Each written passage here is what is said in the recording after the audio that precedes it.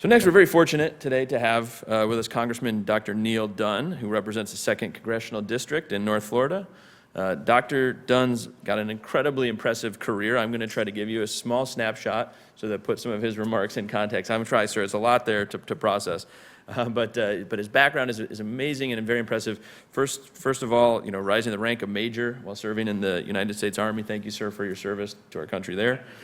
Becoming founding president of a large surgical practice in Panama City, starting a bank, and serving on multiple boards, including Space Florida, which in this industry we all know very well for the work that they did leading the rejuvenation of the Space Coast.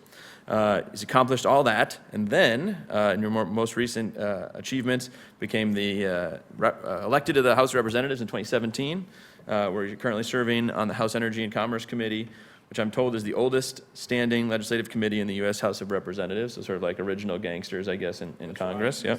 First bad ones. Yeah. The committee itself has far-ranging jurisdiction, just for everyone's context, including energy, policy, interstate and foreign commerce, telecommunications, public health, research, and much more. I'm told that a former chairman was fond of saying that the committee has jurisdiction over anything that moves, burns, or is sold. It sounds like a pretty good group of things to pay attention to. Got a job for you on the committee. Yeah, I don't know about that. I guess I have to take the jobs I'm recognized to be good at, but careful. Also, sir, appreciate your service on the House Select Committee on Strategic Competition between the United States and the Chinese Communist Party. This focuses on the American economic and security competition with the People's Republic of China. I personally think this is probably one of the biggest issues facing our nation, so I appreciate your service there. And at a recent roundtable held by that committee, yourself and former NASA Administrator Jim Bridenstine spoke about the critical nature not just of economic competition, but also of America's spaceports as an economic and national security driver. So thank you for that work. We appreciate your support for the Secure U.S. Leadership in Space Act of 2024, and also your strong support for the Launch Communications Act. All of that is to say we are grateful to have you here. We appreciate you taking the time today. I know you have a very busy schedule, so Dr. Dunn, please join us. Thank you. Thank you so much. Thanks, sir. So first I say thank you for a very, very nice introduction. I was thinking while I was listening to the last speaker, I mean, the thing that, of all the things that I've done, the thing that was the most fun was the board of Space Florida. And, once you get involved with space, you're going to stay involved with space for the rest of your life. You'll be known around all your friends as that guy or gal who is especially wonkish about space. That's going to follow you all your life, and you're lucky to have it. And I take advantage of that here. They tend to mix me up in most of the space-related projects because of that background.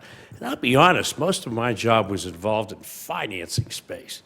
It was hard to get, the billions and billions of dollars that you need to follow these enterprises. But we were blessed to come along in a time where there's some really, really great people who are really willing to think outside the box. One of them was my mentor, the president, CEO of Space Florida, a guy named Frank DeBello, who has since retired, but he was truly a giant in the space industry. And people like that stick with you. We were also fortunate to have a few characters like Elon Musk rattling around, shaking things up. So it's fun. One of the most fun things, too, so I look out on this audience, and it's a young audience. That's good. That means space has got a great future. I mean, when space is being run by old guys like me, that doesn't work. I have a son who is a space command. I want to be sure I get that right, not Space Force, Space Command in the Air Force. And, he's gone on, he's doing other things now, but he's always remembered as the space guy. And stay cool, be with it. Don't, enjoy what you do. You're going to get exposure to the very best technologies and some of the very best people.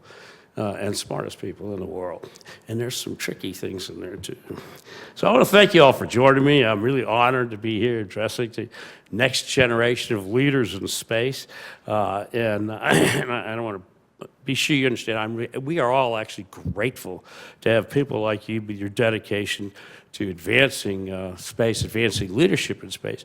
And thinking about it responsibly and intelligently. The passion for space, I think, probably comes naturally. At least it did for me. I bet it does for all of you as well. I see smiling faces here. But the work you're doing is actually going to shape the world. This is not just just, something that you do for a job. You change the way the world is going to work, and you change the way it's going to work both in civilian community and, as we've said before, in the military community. It's important to recognize that America has always played a very, very vital role in innovation space. We have a culture of innovation, and nobody needs innovation more than space. You got to really think outside the box there, and I'm sure all of you are much smarter about that than I am. We've been pushing the boundaries in this country for a long time, but it seemed rather slow after we got on the moon. We didn't do much, didn't feel like we didn't do a lot for a while. Let's don't get complacent about this. Have a sense of urgency as you chase your passion, because there is a risk of falling behind. Actually, I think if it's not this year, it'll be next year. China is on pace to launch more orbital missions than we do. That's kind of shocking, because we launch a lot. When I first took over, I didn't take over, joined the board at Space Florida, we were doing 4 to 6 launches a year. Now we're doing 3 a week. I mean, pace is picking up. We're looking for new launch facilities elsewhere in the world, and I think we're going to have them in America. Particularly, I'd like to see them in Florida. Anybody here from Space Florida, by the way?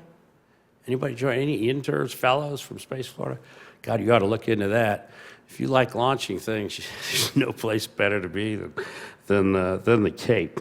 In a larger sense here in Washington, we feel it's important that we stimulate STEM education now. Everybody's heard that, and I'm probably preaching to the choir in this particular room. But we really do need to push that. And it turns out that you're the exception because of your STEM educations. I will say that when I started running for office, I also realized that it was time to teach a little more history. We've got some gaps there too. Over the next few decades, though, space is going to be bigger and bigger and bigger. The last time I looked at the global economic numbers for space, when I was on the board, and that was 8 years ago, it was $600 billion a year in space worldwide. That's a big industry. There's a lot of room to grow. You need a lot of smart people to grow that. And we'd like to see the United States stay right at the front of it. I think we will. I like our chances, but it's because of people like you that we have those chances. And it's good not only for the economy and for the quality of life, it's good for national security. It turns out one of the most resilient ways to communicate around the world is not with all those submarine cables that we love so much. I get it, broadband, glass, you can do a lot of things with light, but it's also pretty easy for somebody to drag an anchor and tear up those cables. In fact, coincidentally, Finland lost 2 of them within a day or 2 of joining NATO. How about that? Some Chinese ship sailed by, dragged its anchor for 110 miles, and there went their marine cables. So that, of course, with satellites, it's a little more resilient. I'm actually I remain interested in helping space. We did some various laws that sort of tweak space. Communications during launch turns out to be a problem. Why? Because the FCC insists on licensing the frequencies to communicate with the launch vehicle and the reentry vehicle every time they come and go, instead of just giving them a blanket, okay, you use this frequency for a year or 2 or 5. Well, we changed that by law, so that should make their life a little easier than to do launches. We've actually had fines levied against, I know SpaceX, but I think ULA also paid a fine once for having to make a launch window, and they didn't have the license in place to use the frequency that they had to use. And so push comes to shove, you get a launch, and then they get fined over $1 million. So that's a kind of a silly thing. That's friendly fire right there. There's a number of other ways to encourage other investment in space and satellite technology, but honestly, I think the industry is finding more and more uses for that. One of the most novel things that we did when I was at Space Forward, one of the last things we did, was to actually perfect what they call a UCM. It's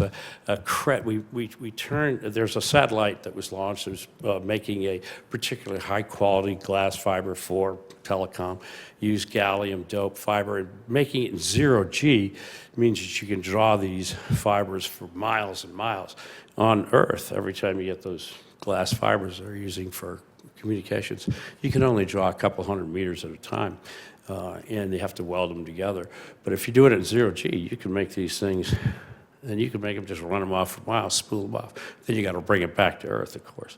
What we did was perfect a loan against that glass fiber in space. So they were producing the fiber in space, and we used it as collateral for a loan for the company that was making the fiber and selling it back on Earth.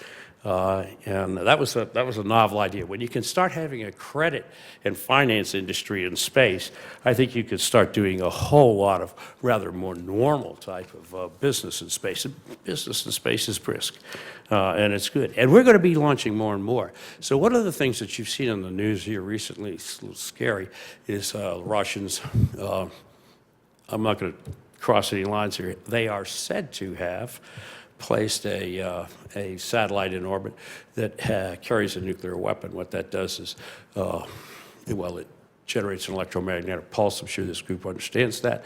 And it fries a lot of satellites, but also it generates a radioactive cloud in low Earth orbit that then degrades a bunch of orbits for a period of time, depending on a lot of factors thereafter.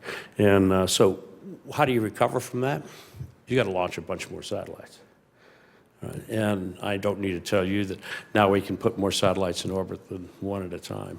So there's a lot of great new things out there. I get excited just talking about this stuff.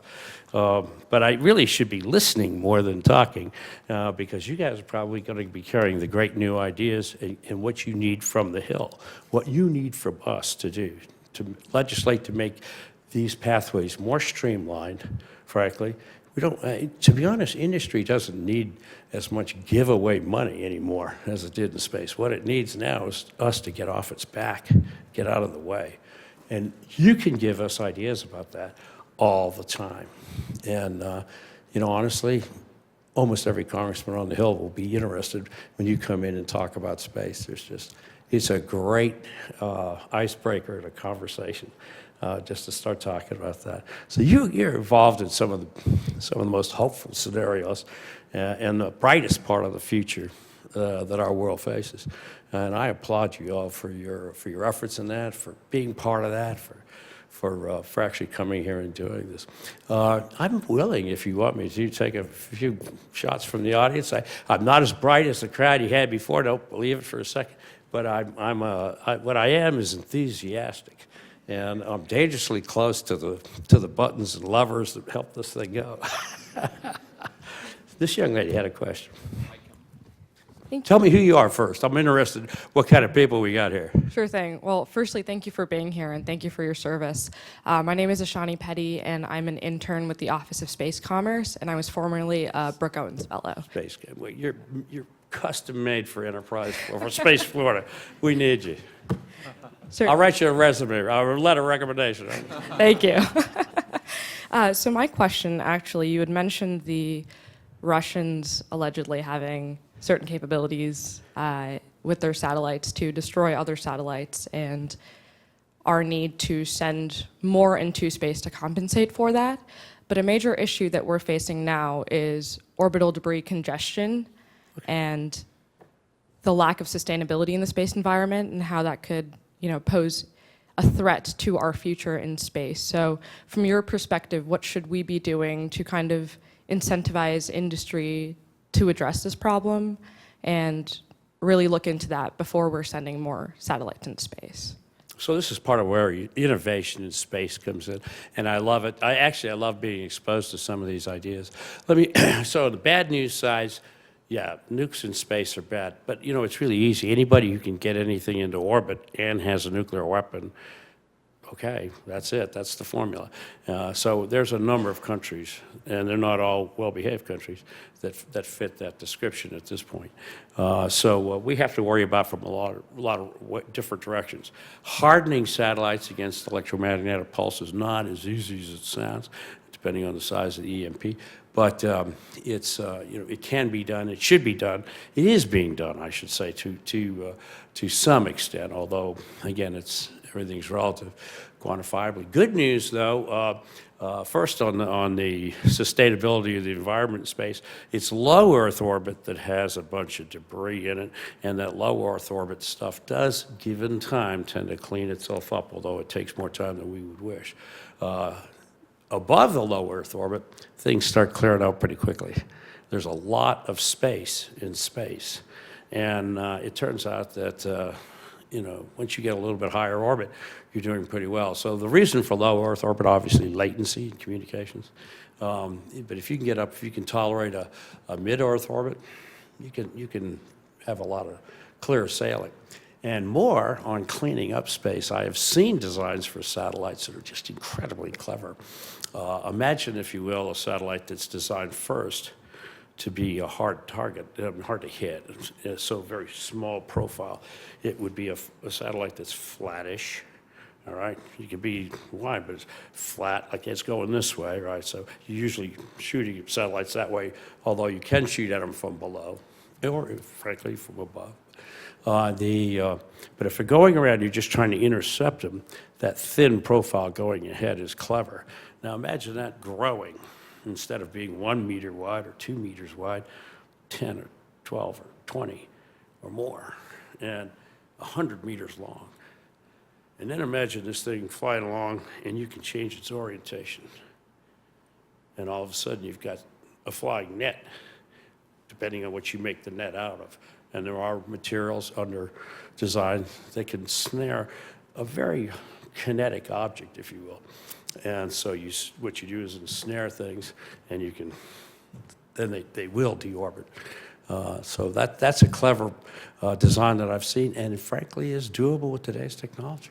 And at the same time, this satellite, it's not just a net flying around looking for trouble. It could be a communication satellite. That's kind of cool. Yes, sir. Tell me who you are, what you do. Pleasure to meet you, sir. My name is Halle Daniel. I'm a Patty Gray Smith Fellow and Matthew Zalkis Fellow. I'll be working at Blue Origin this coming Excellent. I'm fall. not going to be able to answer this question. I can ask a question. Might as well a high-level question. So I'm more just curious about your background. So you spent some time in the Army doing surgery and medical stuff. So I was kind of curious, like, did you ever have interest in trying to get into space medicine and look into that field of trying to help out with it? Or what was like your interest after you left the Army? My time in the Army, we didn't do much in space, I'll be honest with you. I may be older than you think I am. But now we do. I mean, now everybody depends on space. You don't even know how much you depend on space, right? Every cell phone, in your pocket could be channeling through space connections. Communications turns out to be a really big deal. And there's a lot of the world that isn't blessed with the communications options that we have. You mentioned that I'm on the China Committee. So the portfolio I got handed in the China Committee is the Pacific Island nations. Those 32 nations are sitting around in the middle of the Pacific. Many of them quite small, very thinly inhabited atolls with rudimentary technology. And they want to communicate too. In fact, communication is one of the things that would help boost them into a modern economy, if you will, a middle-class economy, which would be a high mark for a lot of them. And if they can't be dependent on submarine cables for the reasons we mentioned earlier, and the sheer expense, and by the way, that's a very expensive way to communicate. Drag a marine cable over from Taiwan and then start building towers. But they can afford a cell phone. They've all got cell phones already.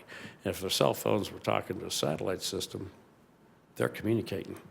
And I don't need to tell this crowd, I hope that satellite communication is now perfectly capable of live streaming movies or conversations or whatever. So you get a lot of data up and down pretty quick. And you can do that in the most remote corners of the Pacific. So I was in Solomon Islands not too long ago. Everybody's carrying a cell phone. Everybody's talking up a storm. And that's a pretty, that's a pretty basic economy. So Guadalcanal is where I was, home of World War II battles.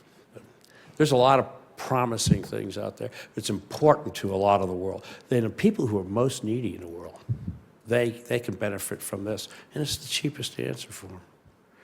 I love that. Boy, you come up with a great answer. It's cheap. It really helps people. Pat yourself on the back when you go home at night. And I'm running into your schedule on it. Listen, you are one less guy. This has the fellow with a beard. He looks so intelligent. Hello, sir. Thank you so much for your time. My name is Juan Carlos Lopez. I work in the space team at Microsoft. Space team at Microsoft. Oh, okay. Yes. Wow. I'm a former NASA engineer. Microsoft Space. Wow. Sir, Is that like Tesla Space? I don't know. What is it? I'm a firm believer that we need more scientists and engineers in politics. I was wondering if you can tell us Too more. smart. Yeah, never happened. I wonder if you can tell us more about your experience running for office and any advice that you may have for people interested in politics. Well, I will tell you, and this, suck it up. It's very illogical to run for office. It is not logical to run for office. You got to have a compelling passion or reason or something you think you need to do. Because any engineer can do the math on this. Oh, that doesn't make sense. You take a huge cut in pay and you work long hours and people say things about you never thought they'd say. Just awful things. So, if you do it for a different reason, and I'll tell you honestly, my reason was my kids and now my grandkids, because my sons are about in this generation here, and I have teenage grandsons and granddaughter, and so I have the world hope for them, and my experience was really very simple.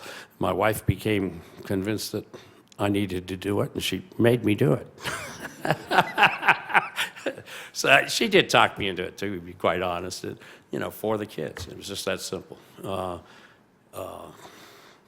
think everybody finds a different reason to do it.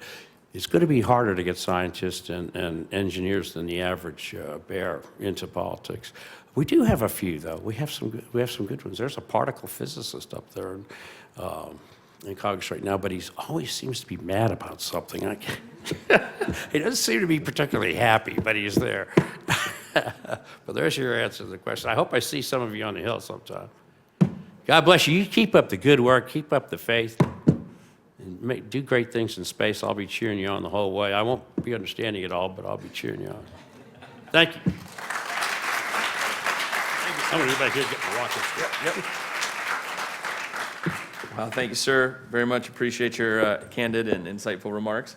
And that was also quite entertaining. I think you might have one of the most entertaining congressmen we've had speak to us. So thank you, sir.